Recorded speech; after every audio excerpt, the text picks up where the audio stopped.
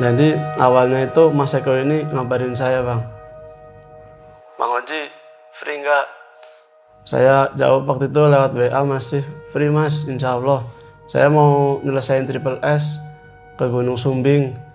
Berangkat dari Jakarta, insya Allah awal tahun. Kemungkinan sih tanggal 1 dari Jakarta banget. Terus ya udah Mas, nggak apa-apa, tinggal kesini bikin grup aja kalau bisa. Ternyata waktu bikin grup itu Mas Bagusnya ini belum masuk, Bang. Masuk itu ketika kita udah mau 3 hari sebelum pemberangkatan awal tahun baru Mas Bagus dimasukin. Mas Bagus ini asli Purworejo. Jadi ini teman apa sebenarnya semuanya yang mendaki? Saya kenal cuma sama Mas Eko ini, teman pendaki. Sama yang lain belum kenal. Mas Bagus sahabat Mas Eko ketika di PT 5 tahun ngekos bareng. Ibaratnya kemana-mana bareng tuh sama Mas Eko. Ketika di perusahaan ya? Iya. Oke. Singkat cerita itu ketika itu tepat waktu tanggal 1 Mas Eko berangkat dari Jakarta. Sampai di Purwokerto itu malam. Kehujanan juga tuh, Bang. Jadi istirahat. Setelah istirahat Mas Eko tanya-tanyalah sama saya estimasi waktu dari rumah sampai base camp itu berapa jam. Terus kira-kira pendakian mana yang jalurnya sepi. Terus saya bilang enaknya itu naik Sumbing ya lewat Gajah Mungkur. Soalnya waktu itu bisa dibilang jalur Gajah Mungkur ini baru dibuka, Bang. Otomatis belum banyak pendaki yang lewat situ. Jadi waktu itu saya mutusin buat bawa Mas Eko dan teman-teman ini buat naik ke Gunung Sumbing via Gajah Mungkur. Saat itu rencana berapa hari? Rencana 2 hari 1 malam. Oke. Jadi setelah itu mutusin buat istirahat dulu.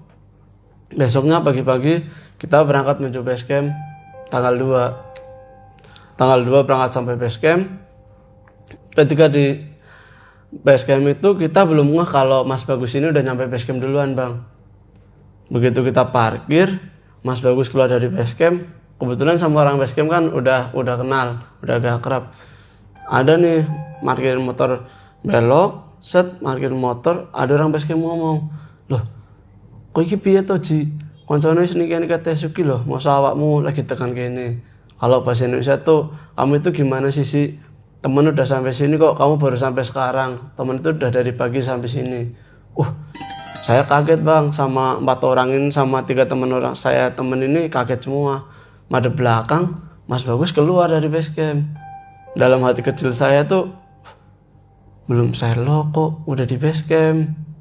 Yang nggak masuk logika tuh, base campnya itu waktu itu belum ada di Google Map, Bang. Padahal Mas Bagus ini nggak pernah mendaki gunung itu? Nggak pernah mendaki gunung itu, dan itu jalur baru, Bang, belum lama. Kan kalau di nalar, menurut saya pribadi tuh nggak masuk, Bang. Ya agak aneh lah. Agak aneh, tapi kan namanya udah di base camp, udah ketemu, sapa tegur pendaki lah, salaman. Saya Bagus Mas, saya Oji, salaman. Normal. Itu ciri-cirinya gimana Mas Bagus? Ciri-cirinya tingginya segini saya, cuma nggak kurus, kumisan.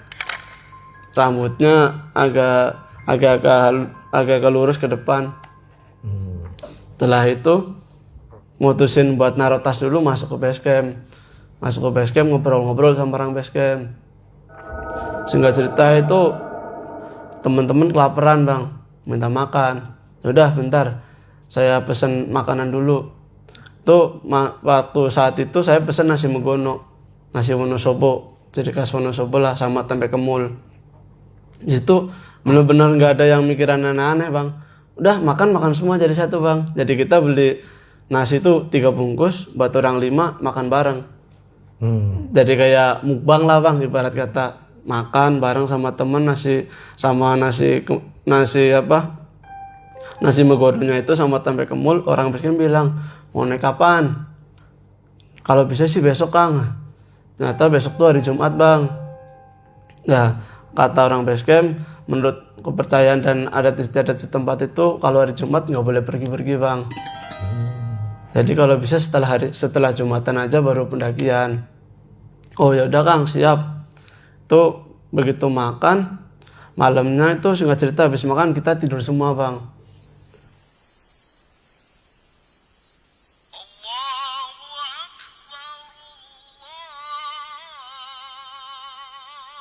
pagi-paginya karena HP saya bunyi azan subuh, saya bangunin teman-teman sholat subuh dulu. Iya. Nah di sini tuh menurut saya itu aneh bang. Mas Bagus wudhu di sebelah saya persis. Itu air nggak sampai basahin tangan bang, kering, jadi air langsung turun.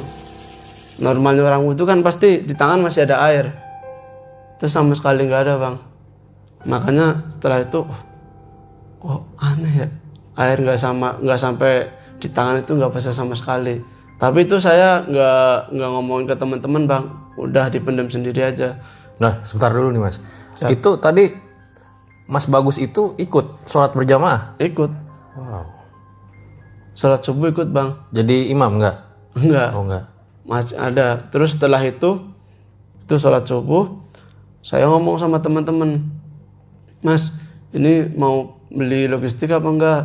Udah lengkap apa belum? Saya tanya ke Mas Aldo ini bang, terus Mas Aldo bilang, tanya aja ke Mas Eko, coba Mas Eko udah beli logistik belum? Saya tanya ke Mas Eko, Mas, logistik udah aman? Belum Ji. Ya udah kita turun aja ke Pasar Kletek. Kalau dari Basecamp ke Pasar Kletek itu sekitar 15 menit bang, 15 menit 10 menit lah. Sampai di pasar, beli logistik, naik sampai Basecamp, kita mutusin buat bongkar carrier. Biasalah nata-natain apa aja sama dipisah-pisah. Kita packing selesai, masuk nih waktu azan Jumatan. Oh. Saya mandi, teman-teman juga mandi, sholat Jumat. Mas Agusnya ini ikut sholat Jumat bang. Kita sholat Jumat selesai, kita mutusin buat naik setelah Jumatan itu. Tapi orang Basecamp ada yang langsung ke ladang, ada yang masih di Basecamp. Waktu itu cuma ada 2 ojek. Jadi kita itu mutusin buat naik bergantian. Ojeknya itu jadi saya sama Mas Eko ini terakhiran, yang lain naik duluan. Ternyata ketika mau naik, ada nih satu orang Basecamp naik dan dia juga mau ngojekin, jadi 3 ojek naik. Waktu itu saya lihat jam itu jam 1:15 bang. Naik dari Basecamp menuju pos ojek di terminal Pralena namanya bang. Tuh di situ nyampe, terus ojek yang dari atas turun, saya naik sama Mas Eko, nyampe di terminal berdoa. Dan waktu berdoa ini Mas Bagus ibaratnya orang muslim, namanya orang muslim kan sholat berdoa kan pasti gini bang. Mas Bagus tuh tangannya nggak naikin, cuma diem aja gini, nundukin kepala. Oh ya mungkin keyakinan sendiri lah bang. Saya nggak mau mempermasalahkan itu. Yang penting udah berdoa sendiri-sendiri. Mulai dari situ trek. Singkat cerita itu di jalan bener-bener nggak ada apa-apa bang. Tapi itu setelah melewati Gapura terminal Pralenan itu saya ngerasa ada yang ganjel di hati bang. Ngerasa apa tuh? Kayak ada yang kayak hati itu ganjel aja bang. Ada apa ini? Oh kayak nggak tenang banget. Tapi saya di situ berusaha positif thinking aja. Paling saya aja lagi nggak enak badan mungkin. Jalan nyampe pos 1 ada nasar bang. Nah pos 1 itu saya mutusin buat sholat dulu kan. Temen-temen ini saya bilangin, udah bang ayo sholat. Enggak, mereka tidur bang. Mereka tidur, saya bilang ke temen, Mas saya sholat dulu ya. Jadi posisinya tuh saya sholat di sini bang, Mas Bagus di sini, Mas Aldo, Mas Eko, Mas Adi. Waktu saya sholat, waktu saya lagi baca Al-Fatihah mau selesai, Mas Bagus tuh badan gerak-gerak gitu bang. Itu saya nggak tahu itu, mungkin waktu itu dalam pikiran saya Mas Bagus ini kedinginan atau nggak mikirin kepanasan karena saya baca doa itu bang. Tapi ekor mata saya ngelihat bang kalau Mas Bagus gerak-gerak. Waktu saya sujud, Mas Bagus pindah tempat, nggak di pos 1 itu, tapi sebelah sini yang duduknya tadinya samping saya jadi agak mundur belakang saya. Setelah sholat jalan dari pos 1 jalan. Tapi di tengah perjalanan Mas Eko ngomong ke saya, Mas kita enaknya mau camp di mana ya? Enaknya sih camp di Watu Talang kalau saya. Soalnya kalau kita jam segini tembak ke kandang gidang itu nggak mungkin nyampe, paling nyampe sana malam-malam. Jadi itu lewat Gajah Mungkur pos 1, pos 2 baru ada camp bang, namanya Watu Talang. Habis dari Watu Talang naik lagi ada namanya Watu Pungkuran atas. Habis Watu Pungkuran ada lagi pos 3. Nah pos 3 itu udah sabana, full sabana. Habis itu naik pos 3 baru ada camp-campan namanya Kandang Gidang. Oke. Saat itu apa ada pendaki lain apa gimana? Bener-bener sepi bang. Jadi cuman Bener-bener rombongan Mas rombongan Oji saya aja. doang. Iya. Oke. Jadi saat itu teman-teman nih bener-bener kayak menikmati perjalanan bang. Soalnya pertama itu awal tahun bang. Terus yang kedua ini cuma rombongan kita doang bang yang naik. Bener-bener kayak gunung ibarat kata milik sendiri lah. Setelah itu kita jalan. Udah di fix di Watu Talang. Jalan. Nggak lama itu Mas Bagus kayak gimana ya. Jalan yang tadinya enak-enak aja ya. Sebentar. Kayak berusaha bentar-bentar minta istirahat. Tapi di situ kan saya berpikiran, oh wajar lah mungkin udah lama ngandaki. Jadinya agak gimana ya bang, kecapean mungkin, nggak terbiasa. Yaudah, sampai di Watu Talang, kita bikin tenda bang. Sebelum bikin tenda itu kan udah masuk waktu maghrib. Saya bilang ke teman-teman, Mas, saya sholat dulu. Nanti habis itu saya masakin sama bangun tenda. Oh ya udah, oke. Saya sholat, Mas Eko, Mas Adi, sama Mas Bagus ini bangun tenda bang. Bangun. Mas Aldo bilang, ntar aja nunggu Mas Oji. Udah, saya selesai sholat langsung kita packing tenda bang. Keluarin. Jadi kita tendanya hadap-hadapan bang. Ini tenda saya, ini tendanya Mas Eko. Terus depan tengah-tengahnya itu ada flash sheet. Biar buat masak-masak di tengah-tengahnya itu. Dan waktu itu saya mutusin buat tidur sendiri. Tapi Mas Bagusnya ini minta tidur sama saya. Wow. Jadi saya sama Mas Bagus, yang tenda sebelah Mas Eko, Mas Aldo, Mas Adi. Waktu itu tuh udah keluarin logistik semua kan bang, malam-malam itu buat masak. Tapi Mas Bagusnya ini nggak mau makan bang. Udah, Mas bawa logistik nggak? Saya tanya gitu. Diem. Kok diem ya? Ditanyain sama saya nggak mau ngomong. Terus saya ngomong ke Mas Eko, Mas Bagus kayak nggak mau ngomong kalau sama saya. Terus Mas Ekonya ngomong kan, tanya ke Mas Bagus, Mas sakit? Enggak, aman bang. Makan ya? Kita makan. Ya, dari situ saya yang masak bang. Masak. Mas Bagus ini nggak mau makan awalnya, tapi dipaksa sama Mas Eko. Bilang Mas Eko, lah kamu biasanya kalau di kos-kosan sama saya di PT ketawan, umuran, di situ kok kayak diem banget murungan. Jadi Mas Bagus bilang, iya nanti sedikit aja. Tapi dalam itu nggak mau ngomong sama saya bang, maunya ngomong sama Mas Eko. Mikir waktu itu, wah kayaknya selek apa gimana gitu. Iya, tapi dalam hati saya nggak ada yang aneh bang. Maksudnya, oh mungkin belum terbiasa sama orang baru. Kan ada tipikal pendaki-pendaki yang seperti itu. Jadi, oh ya udahlah, biarin. Singkat cerita, dipaksa makan sama Mas Eko, mau, tapi cuma 3-5 sendok doang bang. Makan tuh? Makan. Tapi itu makan nggak begitu banyak bang. Tuh, makan tuh kayak nggak selera. Udah, Mas saya minta air panas aja. Saya bikinin kopi, susu, teh apa-apa mas. Air putih hangat aja mas. Oh jawab tuh akhirnya? Iya, itu jawab. Mas Eko, ya udah sekalian aja Ji, kopi-kopi, susu. Jadi bikinin sekalian semuanya bang. Air tuh baru mendidih saya tuangin bang. Langsung diminum sama Mas Bagus. Tuh saya sama yang lain dalam hati, itu air panas langsung diminum. Tanyain sama Mas Eko, Mas, itu air panas langsung diminum gimana? Enggak kok, dingin. Gelasnya itu saya pegang bang, masih hangat. Dari situ masak, makan, tidur bang. Mereka tidur tenda sana, saya tidur tenda sini sama Mas Bagus. Tidur.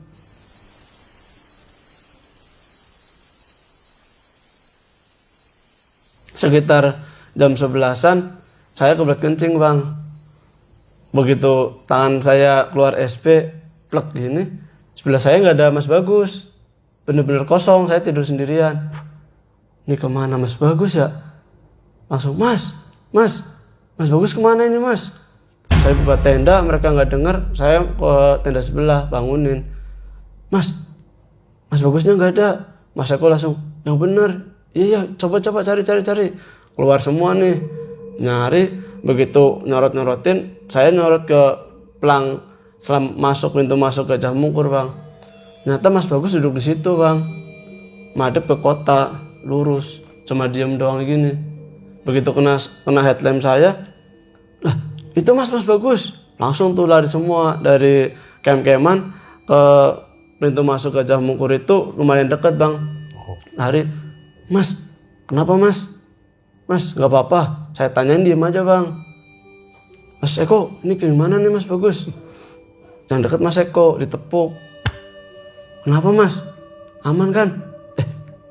Iya Mas, nggak apa-apa. Saya lagi ngeliat pemandangan kota aja bagus. Ayo masuk tenda, jangan di sini. Udah, itu ditarik sama Mas Eko, bawa ke tenda. Mereka udah, kita tidur lagi aja. Mas Eko sama yang lain tidur tenda sebelah. Itu masuk lagi, Bang, tenda saya. Tidur. Entah jam berapa itu kedua kalinya saya kebelet kencing, Mas Bagusnya nggak ada lagi, Bang. Jadi kebelet kencing kayak orang udah nggak nahan banget dingin, Bang. Plak gini lagi. Kemana ya Mas Bagus ya? Saya teriak lagi, sana nggak denger, Bang. Panik kan.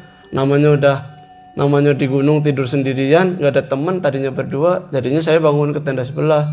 Bangunin, keluar semua, cari lagi, ternyata di situ lagi, Bang.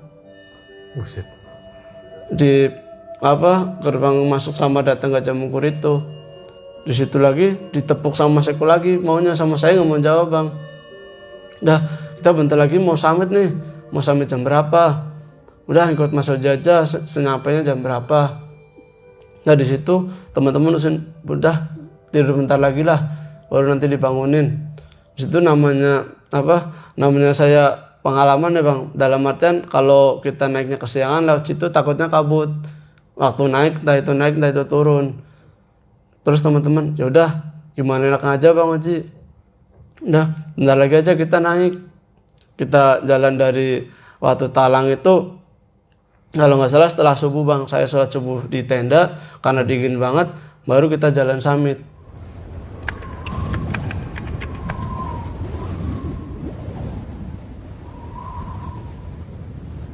Memang berapa waktu tuh untuk nyampe puncak kalau dari situ? Kalau dari Watu Talang sampai puncak tuh estimasi jalan santai 5 jam, Bang. 4 sampai 5 jam. Telat dong berarti. Itu udah lebih dari telat, Bang. Saya kira Kalau kita ngecamp dari Kandang Gidang sampai puncak 1,5 jam sampai 2 jam baru sampai puncak. Oke. Tuh jalan dari situ santai, normal, Bang, ngobrol-ngobrol biasa. Begitu nyampe di Watu Pungkuran itu sebelum pos 3, mereka ngebadain momen tuh. Udah kelihatan namanya di gunung kan jam 4:30 udah kelihatan matahari tuh, Bang. Warna-warna sunrise-nya itu udah kelihatan. Mereka video, foto-foto. Mas Bagus ikut foto juga sama video? Ketika di puncak itu nggak mau foto, Bang. Enggak, yang di sini nih, yang lagi di sini. Yang di sini cuma diem. Jadi waktu pungkurannya di depan, dia di belakang sini, duduk sama saya. Terus selama pendakian nanjak summit itu nggak mau ngobrol sama saya sama sekali, Bang. Jalan-jalan, nyampe di pos 3. Atas pos 3 sedikit ini ada pohon, Bang. Namanya pohon Kasu Jomblo. Karena di sabana yang gede segitu cuma ada satu pohon di tengah-tengah itu. Iya. Itu bener-bener yang menarik dari Sumbing Via Gajah Mungkur itu. Pohon satu itu namanya Kasu Jomblo. Karena mungkin sendirian ya, Bang. Jadi namanya itu. Mereka foto, ngebadain momen. Naik sampai Kandang Gidang. Kebetulan waktu itu Mas Adinya ini minta istirahat dulu, break. Udah, kita break aja dulu. Break, jalan-jalan. Mas, kita jam berapa sih nyampe puncak? Ini kita masih di Kandang Gidang. Udah, tenang aja. Insya Allah nanti sampai atas kita dapat view lah. Entah itu Gunung Sindoronya kelihatan banget atau enggak, kan yang penting dapat view, Bang. Karena kan mereka pengen cuma nuntasin triple S aja, Bang. Ya udah, oke, nggak apa-apa. Istirahat, agak lumayan lama kita jalan. Singkat cerita tuh sampai puncak lumayan, Bang. Udah lumayan ramai sama orang. Tapi Mas Bagusnya ini nggak mau deket-deket sama kita yang foto-foto. Di puncak itu ada kayak batu kecil, mungkin petilasan ya bang. Nah Mas Bagus duduk di situ. Yang lain foto-foto, diajakin foto nih, nggak mau bang. Udah kamu aja. Mas Eko ngomong, kamu nggak mau ngabadain momen mas? Kita nih di sini nih, mumpung kita udah nyelesain triple S bareng, lumayan kan? Kamu triple S, saya juga triple S. Jadi adalah sedikit foto-foto. Enggak mas, nanti saya nanti aja, gitu doang bang. Jadi di situ setelah foto-foto kita minum nih, kita mau merencana itu memasak air. Ada rombongan dari Jakarta ikut ngumpul lah sama kita nongkrong. Biasalah namanya pendaki, buka cemilan, makan bareng. Mas Bagus cuma bilang ke Mas Eko, Mas saya minta air putih hangat lagi. Udah. Tapi di situ muka udah aneh bang. Dalam artian aneh, udah lumayan pucat mukanya Mas Bagus. Kok ada yang aneh ya? Waktu ditemuin waktu di Batu Talang itu di Gajah Mungkur itu nggak kayak gitu bang mukanya. Tapi waktu di puncak mukanya udah lumayan aneh. Pucat putih-putih gitu. Mungkin kecapean nih. Mas, butuh obat? Enggak mas, gitu doang bang. Nggak mau ada kata-kata kayak ngobrol panjang itu nggak ada sama saya. Ngobrolnya sama Mas Eko ini. Bikin air di situ, saya nawarin orang Jakarta juga, kopi mas, kopi susu. Enggak mas, makasih, makan cemilan aja tuh mereka. Yang lain bikin kopi. Begitu saya nuangin yang air hangat dulu ke Mas Bagus, langsung ditenggak bang. Hangat apa panas nih? Itu panas bang, bener-bener udah mendidih. Baru saya matiin kompor, saya taruh ke gelas, langsung diminum. Itu seketika yang di situ waktu itu termasuk orang Jakartanya bang, kayak air panas tuh. Kalau orang Jawa bilang tuh babakan ilatnya bang nanti. Apa tuh babakan? Babakan kayak nggak rasa aja bang, kena panas gitu kan. Melepuh. Ya kalau orang Jawa itu bilang babakan. Terus Mas Eko, mas itu air panas loh, langsung diminum. Enggak mas, dingin. Saya pegang lagi bang, gelasnya itu masih panas bang. Nah di situ ini Mas Bagus nggak mau, kayak ibarat kata foto-foto sama sekali nggak mau bang. Dan anehnya tuh yang lain kayak nggak kepikiran buat moto Mas Bagus atau apa saat itu bang.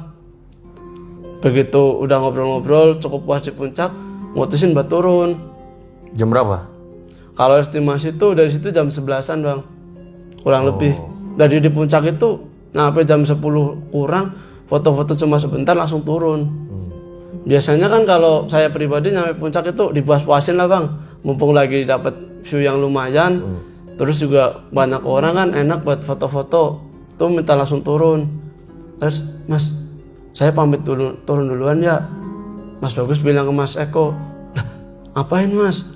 Gak apa-apa mas, saya minta turun duluan. Karena saya waktu itu lagi packing, saya langsung deketin. Ternyata Mas Bagus ini udah jalan pelan-pelan, udah duluin kita. Terus saya ngomong sama Mas Eko, Mas Aldo, Mas Adi, saya tak ngejar Mas Bagus dulu ya di depan. Iya mas, tolong depan ya, saya jalan pelan-pelan. Oke. Itu Mas Bagus turun sama saya ngejar itu nggak jauh bang, 5-10 menit lah. Tapi anehnya saya nggak bisa ngejar Mas Bagus lari bang. Mungkin pikiran saya saat itu, oh ini kalau turun mungkin udah biasa nih, lari cepet.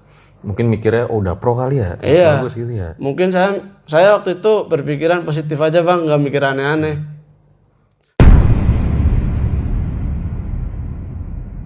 Buat kalian yang punya pengalaman horor nyata, bisa kirim cerita kalian ke email rjl5 atau DM Instagram rjl5.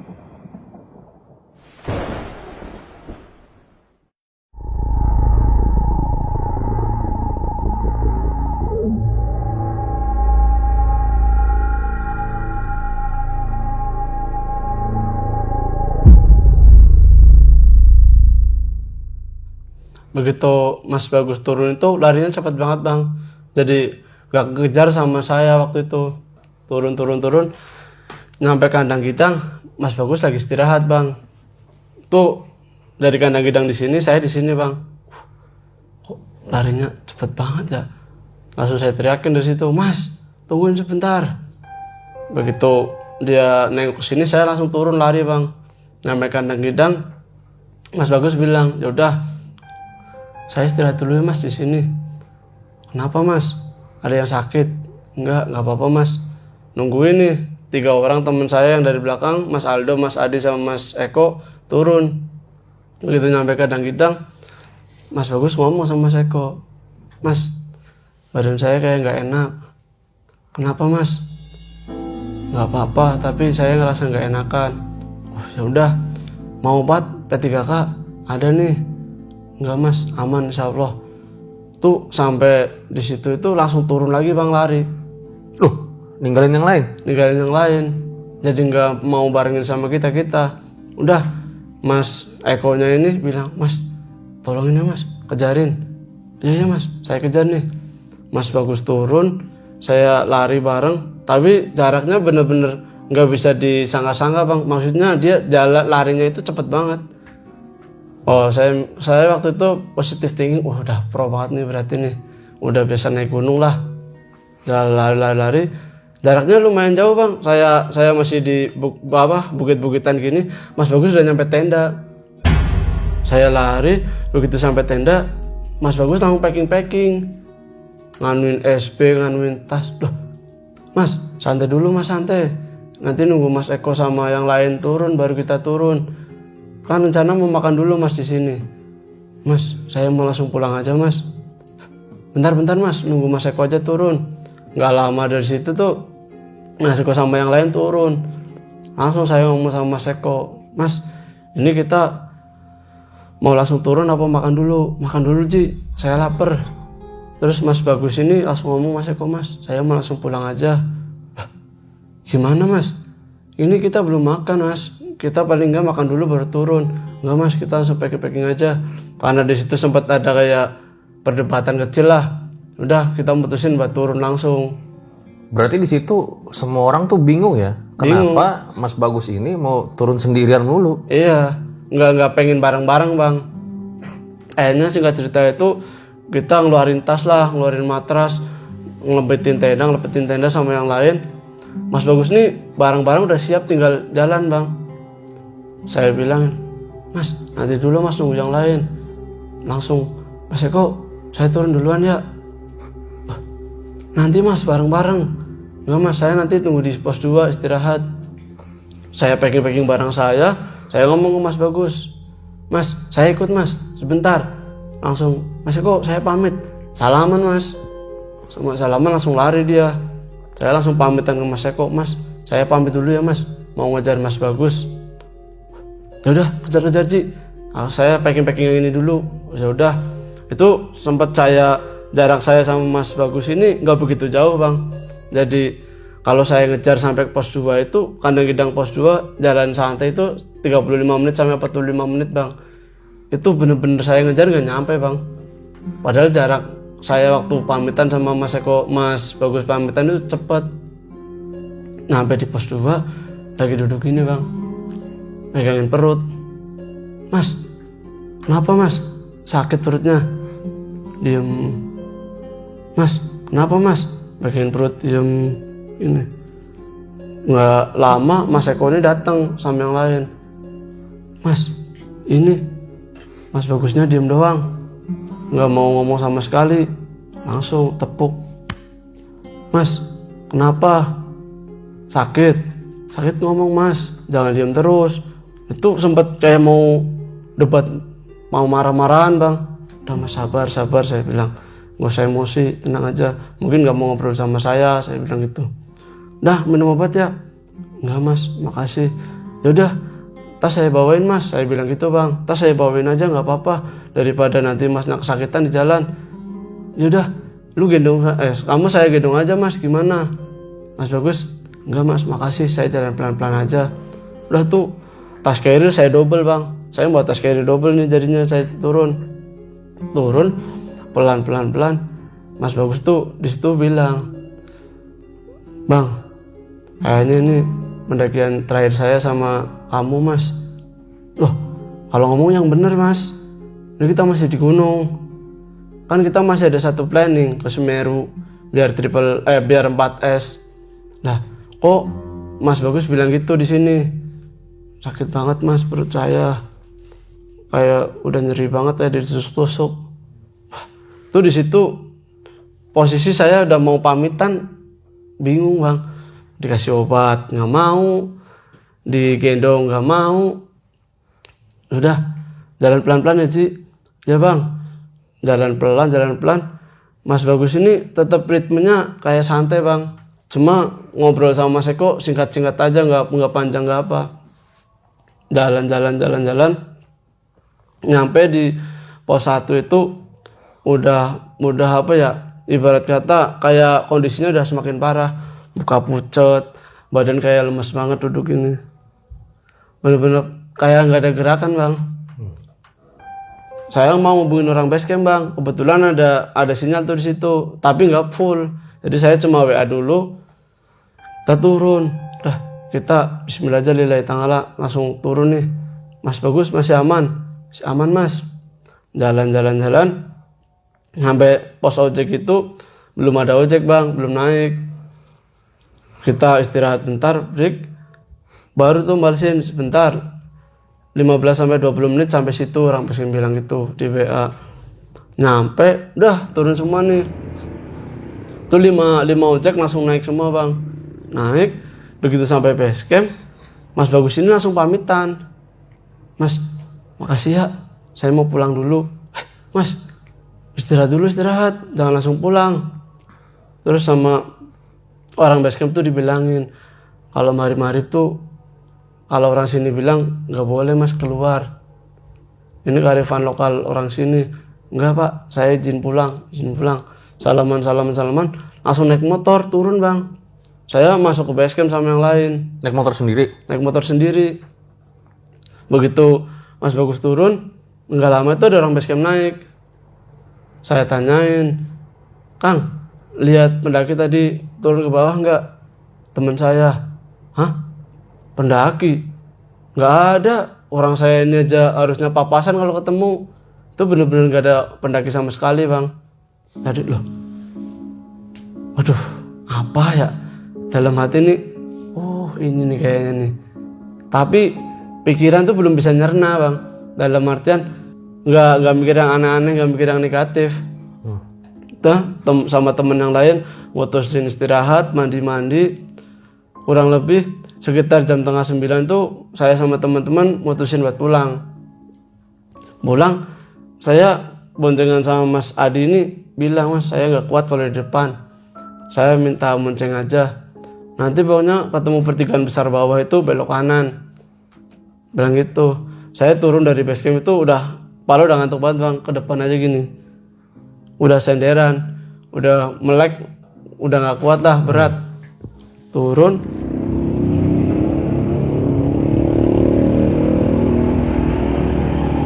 Begitu nyampe pertigaan yang saya bilang, mereka ini belok kiri, Bang, perasaan. Karena saya masih tidur ayam lah, Bang, belum tidur nyenyak banget.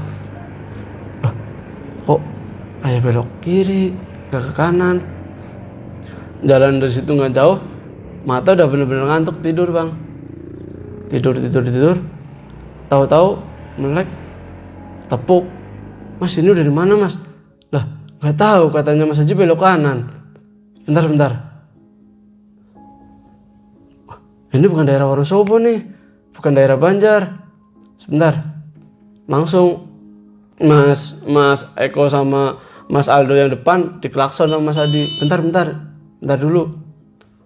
Ini kayaknya bukan daerah Wonosobo Banjarnegara ini, nggak tahu daerah mana. Ya udah, kita jalan aja, Mas. Jalan nggak jauh, kanan jalan itu ada alun-alun Purworejo. Kok nyampe Purworejo? Nggak masuk akal banget. Saya bilang, "Mas, emang tadi lewat mana?" Saya tanya ke Mas Adi. Nah, katanya Mas Oji belok kanan ngikutin jalan. "Tadi belok kiri ya, Mas?" "Enggak, Mas, saya belok kanan. Orang saya belum tidur tuh, Bang. Tadi saya tuh ngerasa belok kiri. Tadi lewat jalan gimana? Ya lewat jalan agak remang-remang gitu mas. Gelap, tapi ada lampu-lampu. Banyak rumah. Ya ada, tapi lumayan jauh-jauh. Berarti positif thinking saya belok kiri lewat arah yang ke Magelang itu bang, dari Wonosobo. Itu memang jauh ya? Bisa nyampe situ tuh sebenarnya jauh. Jauh banget bang. Berapa ini kira-kira jaraknya? Jaraknya itu 1 jaman lebih. Kalau dari situ 1 jaman itu udah sampai Banjarnegara bang, paling enggak. Itu nyampe Purworejo. Mas Eko ini nyeletuk. Kita kan udah sampai Purworejo nih. Main aja dulu ke rumah Mas Bagus. Kita istirahat di sana, besok pulang. Ya udah, cocok. Yang lain cocok. Udah. Emang tahu jalannya mas?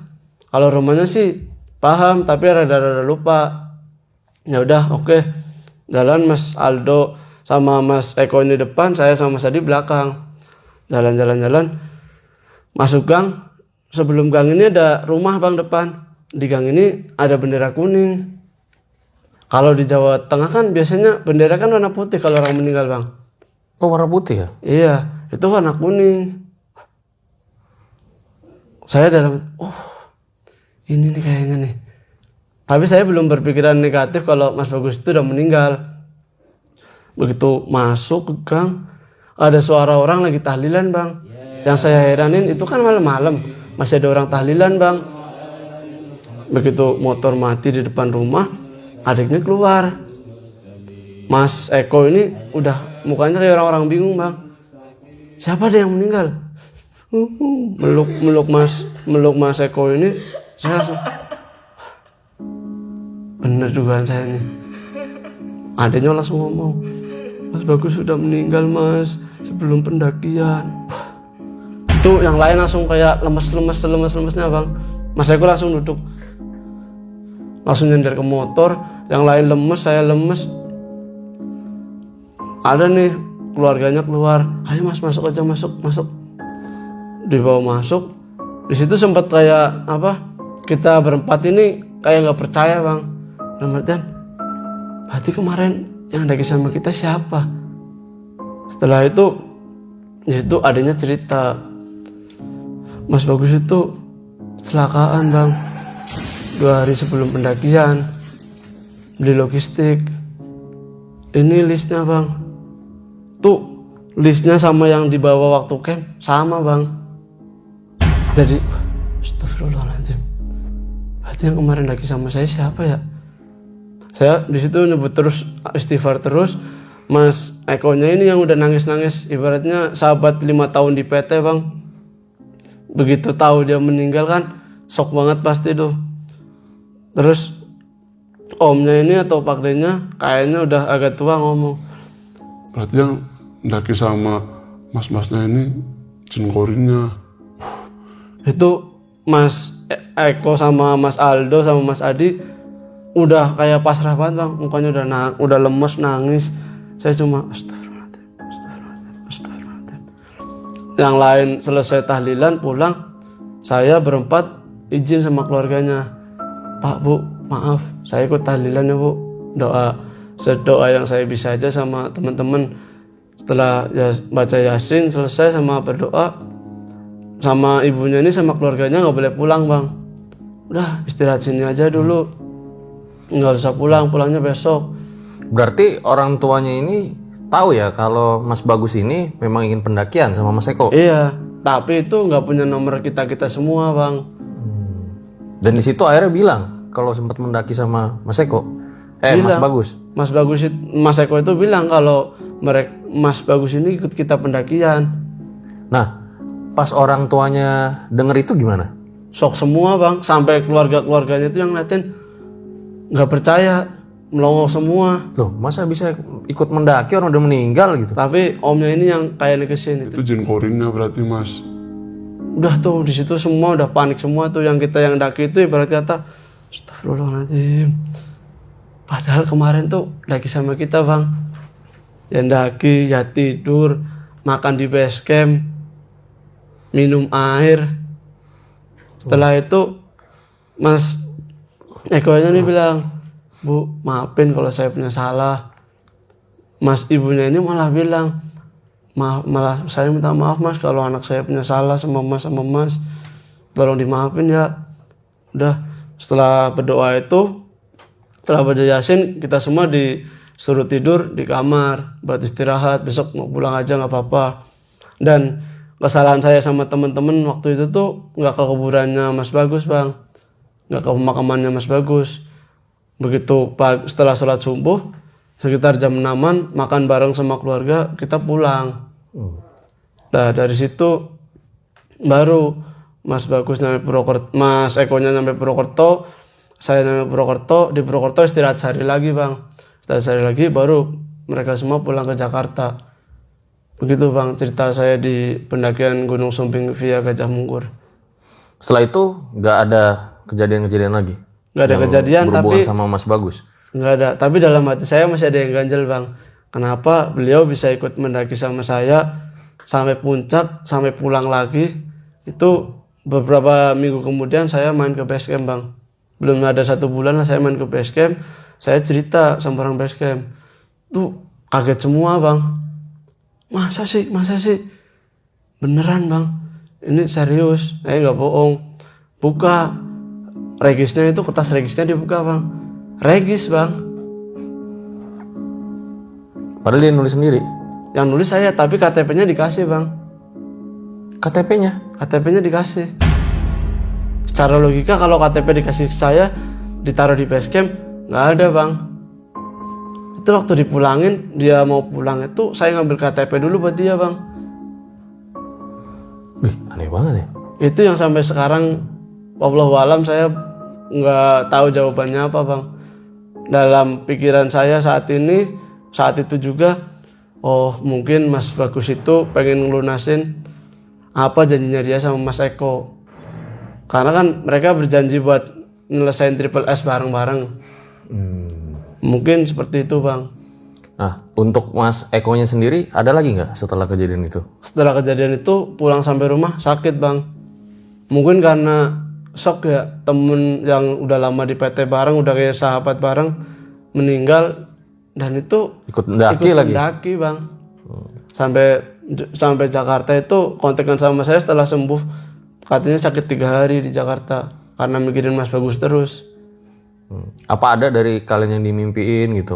Enggak bang. Terakhir tuh saya dimimpiin cuma kayak Oh sempet nih? sempat dimimpiin seminggu setelah itu. Kayak bilang dari jauh itu bilang terima kasih udah nemenin saya, udah ngizinin saya buat ikut pendakian sama Mas Eko karena saya udah nepatin janji saya. Itu setelah mimpi itu saya langsung bangun bang, kaget. Itu Mas Bagusnya datang dengan pakaian yang kayak gimana? Pakaian biasa bang. Bukan pakaian mendaki? Bukan, pakaian kayak orang biasa aja. Nggak pakai koko, nggak pakai Tapi sarung. mukanya jelas? Mukanya jelas. Dan itu nggak ada bekas luka sama sekali bang. Dan kata adanya itu waktu beli logistik, keluar dari pasar, mau nyebrang jalan nih bang, mau ambil motor di parkiran. Tuh ketika nyebrang ada mobil nabrak. Berarti lagi jalan kaki, Mas Mau ngambil Bagus ini motor. ditabrak? Iya.